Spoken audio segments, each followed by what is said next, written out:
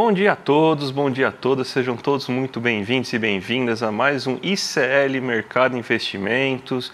Hoje a gente tem alguns assuntos importantes para falar, porque saiu a balança comercial do mês de maio com algumas notícias surpreendentes para a gente tratar aqui com vocês.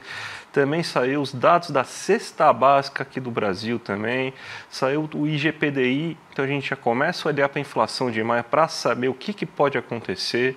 Mas antes de tudo, a gente vai agora fazer o nosso giro de mercado aí com a nossa notícia aqui do dia para tratar aí, porque hoje é dia de payroll, né? Então vai ser divulgado agora nessa manhã, talvez até já tenha sido divulgado o payroll, ainda não sei aqui porque eu estou aqui no computador, então, mas estava para ser divulgado o payroll.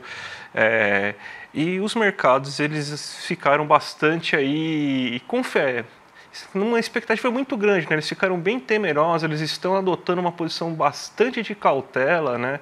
Então você tem que boa parte aí dos mercados tiveram baixa liquidez e operaram no negativo, né? Então a gente tem principalmente nos Estados Unidos acontecendo esse movimento aí, e obviamente que a Ásia, que é muito ligada aos mercados norte-americanos, também seguiram tal movimentação, né? Então a gente pode ver aqui, por exemplo, que o Nikkei 225 e o COPS, eles fecharam no negativo, mas a gente teve algumas altas e os mercados asiáticos eles começaram mistos, justamente por quê? Porque ao mesmo tempo que você teve o payroll influenciando aí alguns mercados mais ligados ao Ocidente, os mercados mais ligados à China, como por exemplo Xangai Composto, que eu vou colocar aqui agora na minha tela para vocês, eles tiveram até uma certa alta, uma alta não muito expressiva, ainda mais porque a influência aí dessa cautela em relação ao payroll também fez com que a liquidez também se reduzisse, né? Então foi um dia de muito ajuste em todos os mercados asiáticos, né? Então mesmo os mercados que tiveram essa alta, a alta não foi muito expressiva. Mas o que puxou algumas altas que a gente viu nos mercados asiáticos, principalmente os mais ligados ao Ocidente? Foi justamente dados da balança comercial chinesa que surpreenderam o mercado, foram acima daquilo que estava sendo projetado no mercado e acabou elevando aí o otimismo aí com a economia chinesa para esse ano. Então, a divulgação desses dados fizeram com que, por exemplo, o Xangai Composto, que é um índice muito mais ligado ao que acontece na economia real chinesa, né? Então a gente sabe que o Hang Seng ele é mais ligado a itens tecnológicos e o Xangai Composto é mais ligado à economia interna da China, então ele teve essa elevação. Mas pela forma que você teve a divulgação aí da balança comercial chinesa, surpreendendo tanto assim como surpreendeu aí nesse momento, era para ter uma elevação maior. Só que o que ocorreu é que os mercados estão sendo muito influenciados realmente aí, nessa expectativa da divulgação do payroll. Por que está tendo tanta expectativa em divulgação a esse bendito do payroll, né? O payroll ele é basicamente uma medida para observar aí a taxa de desemprego dos Estados Unidos. A gente já teve o JOLTS, por exemplo, aí, que é uma prévia, mostrando aí que o desemprego deu uma acelerada, né? O que pode fazer com que a taxa de juros dos Estados Unidos caia na reunião de setembro, né? Uma das últimas reuniões do ano, né? E se o payroll corroborar esses dados, aí fica um pouco mais aí plausível que exista uma queda aí na taxa de juros dos Estados Unidos. A taxa de juros atual dos Estados Unidos ela está bem elevada para os padrões históricos. Então você tem, por causa disso, uma redução considerável aí do apetite pelo risco aí dos mercados internacionais. A gente está vendo aqui no Brasil que a bolsa também está caindo bastante, o dólar está subindo muito. Então esse aí é um movimento que está ocorrendo em quase todo o mundo, né? Que o mundo esperando aí justamente uma queda da taxa de juros dos Estados Unidos para acender um pouco aí a liquidez e também os riscos de mercado, né? Aumentar aí não a aversão, né, mas aumentar o apetite pelo risco dos mercados. Então, basicamente, isso aí que está acontecendo e a Ásia está esperando isso também nessa manhã e por isso que você teve esses mercados tão tímidos assim mesmo com boas notícias aí para a Ásia. Vamos agora aqui para o Brasil, porque a gente teve a divulgação da cesta básica, a pesquisa do Diese mostrou a cesta básica, que é um bom termômetro, né? Hoje é um dia que a gente vai falar bastante aí de questões inflacionárias, então a gente tem alguns bons termômetros para conseguir observar aí a inflação que deve ser divulgada na próxima semana. E a cesta básica aí de maio mostrou um aumento em 11 das 17 capitais pesquisadas pelo Diese, inclusive importante ressaltar que na própria pesquisa ela fala da questão aí do Rio Grande do Sul, né, por causa da dificuldade de se fazer a medição aí em Porto Alegre, devido a tudo que aconteceu. Eles fizeram a medição em Porto Alegre, inclusive somente alguns pontos que eles não conseguiram fazer a medição, justamente porque pontos que estavam fechados devido aos estragos que as enchentes fizeram aí no local. Mas nos demais pontos, mesmo com a pesquisa um pouco prejudicada para a cidade de Porto Alegre, nas demais capitais você teve a pesquisa e a gente vai colocar agora para vocês qual que é o ranking aí das capitais com maior preço da cesta básica. A gente teve altas consideráveis, ó, principalmente Porto Alegre teve uma alta bem grande, agora a gente pode ver, 3,33 nesse mês, e chegou a 801,45 reais a cesta básica aí de Porto Alegre. São Paulo continua sendo a cesta básica mais cara aí, com 826,85, um aumento de 0,5 quase por cento aí de variação. Florianópolis também teve um bom aumento, 801,03. Rio de Janeiro uma leve queda, inclusive, né, 796,67. Outra queda aí considerável foi a de Belo Horizonte, né? Belo Horizonte caiu 2,71. A gente tem agora uma cesta básica custando 693,39, né? Então a gente teve boa parte dos bens em alta, né? Se a gente for observar o que puxou esses bens em alta, foi basicamente a mesma coisa que já estava puxando, que são as hortaliças e as leguminosas, né? Então ainda a gente teve durante o mês de maio um tempo bastante quente aí nas regiões, né? A gente está vendo agora só no finalzinho de maio, nesse começo aí de junho, que a gente começou a sentir ondas de frio maiores, né? Então ainda teve perto desses cinturões, perto dessas grandes capitais aí, prejudicada a produção de hortaliças e leguminosas, e é geralmente próximo das capitais onde essas hortaliças e leguminosas são cultivadas, mas a gente vê o aumento de certos itens que são produzidos no Rio Grande do Sul. Entre eles, o destaque, o arroz teve uma alta aí, um arroz que tinha caído bem consideravelmente aí no último mês aí, mas voltou a ter uma alta o arroz. A gente teve aumento da carne. O Rio Grande do Sul é um produtor de carne importante, não é o principal produtor do país, mas tem uma produção de carne importante, né? E também você teve um aumento no preço do trigo, que a gente vê aí refletindo no aumento do pão francês, né? Então a gente vê aí que alguns dos itens aí que estão sendo cultivados no Rio Grande do Sul aí apresentando uma certa alta. A alta até um pouco menor do que estava sendo imaginada, né? Mas a gente já vê alguns reflexos aí da tragédia do Rio Grande do Sul no preço dos alimentos aí. Demorou até um certo tempo para ele aparecer, e até aparecendo de uma maneira um pouco menor do que estava sendo esperada, né? Mas a gente já vê esses reflexos aí acontecendo. Vamos falar agora do IGPDI, né? Que já que a gente já está falando de inflação, é importante a gente falar da inflação, dessa primeira medição que a FGV está soltando aqui no IGPDI. É um dos índices inflacionários que a FGV produz, né? E a gente teve uma alta de 0,87% em maio, né? A gente está falando aí do IGPDI, né? Então a gente não está falando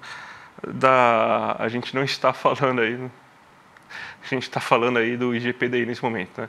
Então a gente tem inclusive aí que a alta do IGPDI ela foi muito puxada pelo preço ao produtor, enquanto ao mesmo tempo a gente tem uma alta do preço ao consumidor bem em linha do que estava sendo imaginado, e inclusive com o que estava sendo observado aí da inflação nesse momento, né?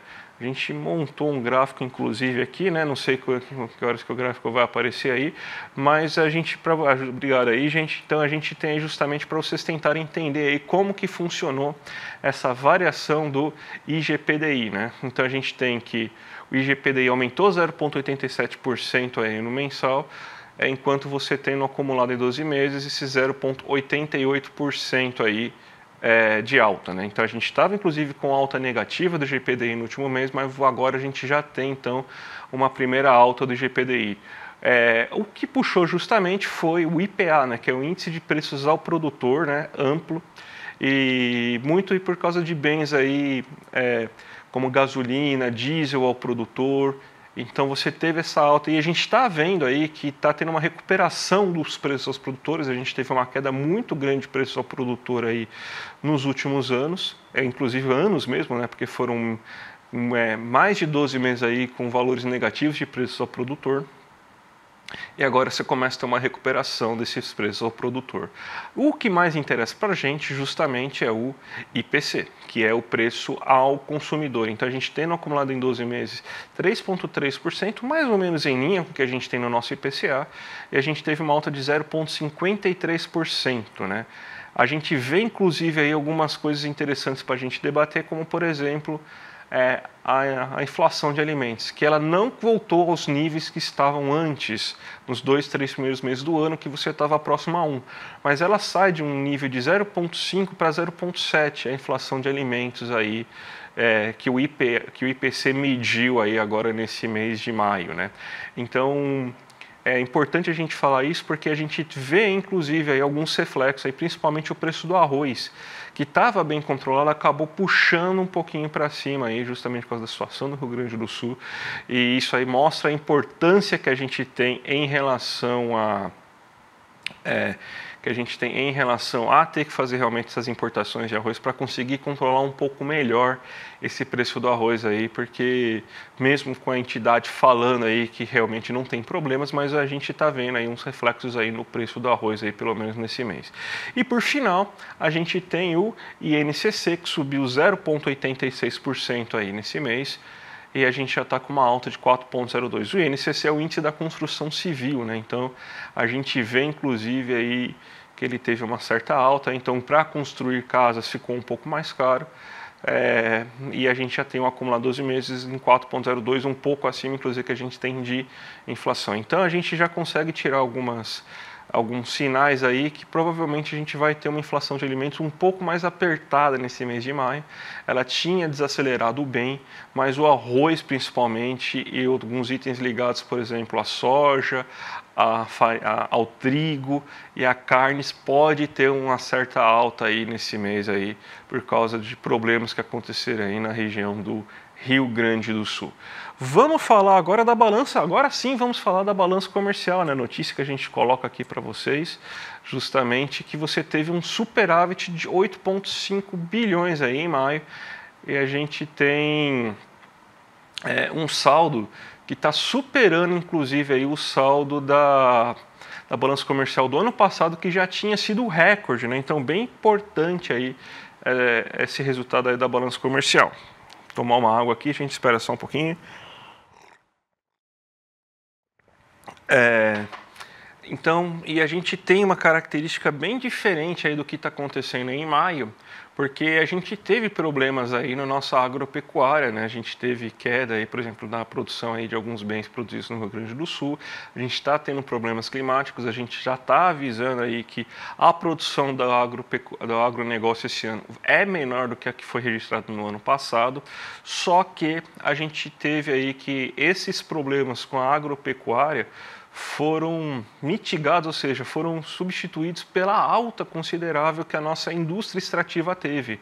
O principal item exportado esse mês aí de maio foi justamente barris de petróleo. Então a Petrobras aí conseguiu puxar o nosso saldo da balança comercial aí nesse mês. A gente tem um gráfico, inclusive, para mostrar para vocês aí como que foi esse saldo, né? A gente teve aí que a gente importou um pouco mais do que importou no passado. A gente tem, então, um saldo de importação de 922 bilhões de dólares agora de importação, e a gente exportou mais do que a gente exportou também em valor do que o ano passado. A gente teve uma exportação aí de 138,808 bilhões, desculpa gente, perdão. Isso aí gerou um saldo positivo da nossa balança comercial aí nesse ano, né, de 35,88 bilhões. Então esse é o saldo anual que a gente tem. Então durante esse ano a gente já conseguiu isso. Então os resultados que a gente está tendo esse ano estão acima daqueles que a gente tinha no ano passado. Isso aí é muito importante justamente por quê? Porque ano passado, devido ao nosso grande saldo que a gente teve aí em relação à nossa produção agrícola, a gente conseguiu um dos melhores saldos aí da série histórica da balança comercial. E a gente está tendo um saldo maior ainda esse ano. Então, se a gente conseguir um saldo maior ainda, a gente vai ter um ponto aí que não estava sendo esperado, né, de melhora aí de um novo acelerador, né, que a gente pode falar assim, que a gente não estava esperando, que é realmente o acelerador, o que é justamente a balança comercial, porque estava se esperando que seria um saldo aí que não conseguiria repetir no passado, mas repetindo e superando pode ser um acelerador importante aí para a economia brasileira. Então é bem importante esses resultados aí da balança comercial que a gente está observando agora. Vamos falar do arroz. Agora o arroz, a polêmica da semana, né? Que a gente teve, essa semana você teve aí membros do Partido Novo aí que gostam bastante do povo, tentando evitar que o governo fizesse o leilão do arroz. Inclusive eles já avisaram que vão tentar cancelar esse leilão, acusando aí o leilão de com alguns traços com corrupção, falando lá que você teve cartas marcadas, que não teve ampla concorrência, aquela coisa de sempre aí para tentar fazer vídeo no TikTok, lucrar na rede e fomentar ainda mais a indústria aí de fake news aí que todo mundo convive aí com ela, né? Mas a realidade é que eles vão tentar fazer isso, mas o governo conseguiu ontem, né? Conseguiu fazer a exportação aí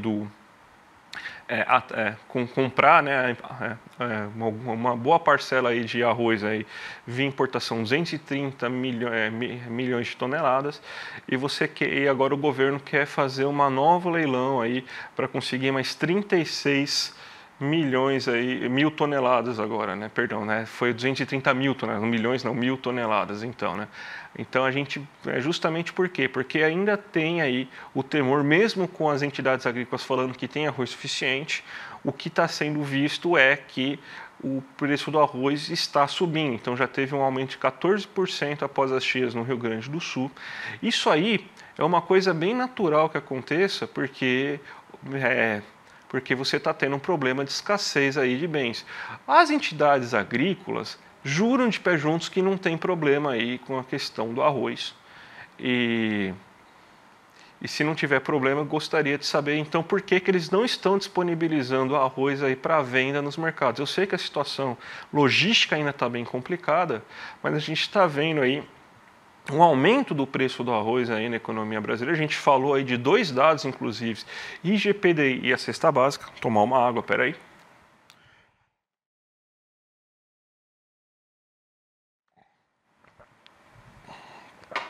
IGPDI e a cesta básica aí, mostrando aí uma alta no preço do arroz. Então, se você está tendo essa alta do preço do arroz, ela só pode aí significar uma coisa: ou está faltando arroz, ou o arroz não está sendo entregue aí nos seus postos comerciais. Então, a Conab tem que entrar e fazer seu papel. Qual que é o papel que a Conab deve fazer? É ir lá e evitar uma falta de oferta de arroz, que é o principal grão, né, junto com o feijão, consumido na casa do brasileiro. E mesmo que não se utilize completamente esse arroz para venda em mercado, que nem está sendo utilizado, é a mesma coisa que eu falei ontem, vou repetir agora de novo. Esse arroz ele pode ser estocado. A gente mostrou ontem, inclusive, que a gente está zerado nos estoques de arroz. Então, para possíveis emergências futuras, a gente já teria grãos de arroz estocados e prontos para serem utilizados em caso de novos problemas de abastecimento de arroz. A gente precisa fazer com que a Conab volte a ter estoques. E é uma boa oportunidade para a gente conseguir formar estoques nesse momento. Então, mesmo que não se venda tudo, a gente consiga aí formar estoques de arroz aí. Então, 230 mil toneladas, mais 36 mil toneladas, com quase 270 mil toneladas aí, seria importante. Lembrando que a gente mostrou ontem, em 2011, a gente tinha 1 milhão de toneladas. Olha, seria um valor bem pequeno perto do que a gente já teve aí de toneladas de arroz estocada aí para justamente evitar esses problemas de desabastecimento. Então, gente, que continuem esses leilões de arroz, porque precisa se baixar o preço médio do arroz aí, ou estão se utilizando aí da tragédia para conseguir aumentar o preço do arroz, ou está realmente com problema de logística, ou realmente a produção foi afetada. Uma dessas três possibilidades está ocorrendo, porque a gente viu os dados aí mostrando, aí são dados, não tem como a gente discutir com eles. A gente está vendo aí os dados mostrando aí para a gente justamente o quê? Que o preço do arroz está aumentando, então algo precisa ser feito em relação a isso. Vamos agora para a nossa abertura de mercado, ver o que está acontecendo aí com o nosso querido mercado, vamos ver se o mercado sextou aí. Então está na minha tela já aqui o mercado, né? Vamos ver aí como que ele está. A gente está vendo aí o Ibovespa em queda aí nesse momento aí, justamente ao mesmo ponto que você tem uma alta muito considerável, tanto dos juros futuros do Brasil quanto dos juros futuros nos Estados Unidos. Então são os mercados se movimentando em relação ao payroll que vai ser divulgado aí. Então a gente já vê aí que a Treasury de 10 anos, então os títulos de 10 anos aí dos Estados Unidos aí estão com uma alta de quase 3%. Isso aí está retirando a liquidez do mundo inteiro, tanto que a gente está vendo aí que isso daí está tendo reflexo aqui no Brasil, ó, que a nossos juros futuros, aí, o DI futuro de 2032, também está subindo, está chegando em 11,86, uma alta de 0,6% essa manhã. O dólar está subindo, 0,26%, e o movimento aí que está ocorrendo no mundo inteiro. A gente até está com um movimento um pouco menor do que está ocorrendo no mundo, porque o DXY, que é justamente a medida que vai observar os dólares perante seus pares, está aumentando 0,67, ou seja, está existindo um movimento mundial dessa manhã de saída de dólares dos mercados, de todos os mercados, e esses dólares entrando, voltando para os Estados Unidos na compra das Treasuries, e por isso está se elevando consideravelmente o preço dessas Treasuries. A gente vê aí, por exemplo, que os mercados norte-americanos acordaram bem temerosos, eles estão andando bem de lado por enquanto, inclusive com leves quedas aí. Então está tendo uma situação de cautela por causa do payroll aí que vai ser divulgado. Então você vê a Nasdaq está operando com uma leve queda 0,22 agora, e S&P com zerado, né? Então eles realmente estão andando de lado aí nesse momento, né? O que poderia aumentar, o que poderia melhorar a nossa bolsa, mas não está tendo efeito, né? É justamente as commodities. Você vê o petróleo Brent subindo 0,45% nessa manhã, mas ele não conseguindo aí elevar o potencial da nossa bolsa aí, porque o efeito de subida que a Petrobras deve estar tendo agora, nesse momento, não está sendo suficiente para você conseguir fazer com que o Ibovespa suba, ou seja, o Ibovespa. E os mercados mundiais estão aí sofrendo bastante aí, justamente aí com as Treasuries, né? Então as Treasuries estão pegando a liquidez dos mercados mundiais e tornando cada vez mais esses mercados mundiais aí cada vez mais colocando esses mercados, enxugando aí a liquidez desses mercados mundiais. Então a gente continua basicamente na mesma situação que a gente está aí durante todo esse mês, durante todos esses últimos meses. A apreensão sobre a política monetária norte-americana, definindo o futuro de todos os mercados, influenciando em taxa de câmbio de todos os mercados, influenciando em liquidez de todos os mercados, e fazendo com que você tenha resultados negativos pelas bolsas do mundo inteiro, e o Brasil não seria diferente. Então, é isso que a gente tem durante essa manhã, essa situação que a gente tem aí agora. Vamos falar agora, gente, do grande despertar Despertar Empreendedor, porque ó, eu vou até pegar o texto aqui, porque vocês sabem aqui o que é, que esse aí vai ser um super evento aí, agora só faltam 7 dias, gente, já começa na sexta-feira que vem, imperdível, 14, 15 e 16 de junho, você vai ter então lá na Vibra São Paulo, antigo Credit Card Hall, no final da Marginal, lá da Marginal Pinheiros, ou começo da Marginal Pinheiros, depende de onde você está vindo, mais próximo de Interlagos do que do Cebolão, né? Uma casa enorme, gigante, e durante 3 dias ela vai ser nossa aí, que a gente vai mostrar aí o Despertar Empreendedor, né? Então, a gente tem 90% dos ingressos já foram vendidos, então, se você não pode perder essa oportunidade, aí clica aqui embaixo aí para comprar o seu ingresso, ó.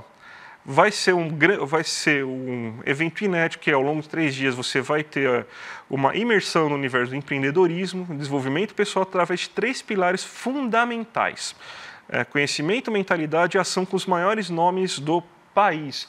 Olha quanta gente importante a gente vai ter, além do nosso Edu, do nosso Rafa, que vocês já conhecem, do Demore também. A gente vai ter, por exemplo, aí, ó, Fernando Haddad, nosso ministro da Fazenda, vai estar lá. A gente vai ter a Fátima Bernardes, Felipe Neto, Renato Freitas. Então, um super time aí para vocês curtirem durante esses dias. A gente tem um vídeo, inclusive, aí de uma atração musical que vai tocar lá para vocês aí, chamando vocês aí para esse super evento. Roda aí, gente. Salve, salve. Eu sou o Júnior Del Campo e tô aqui por um motivo muito especial.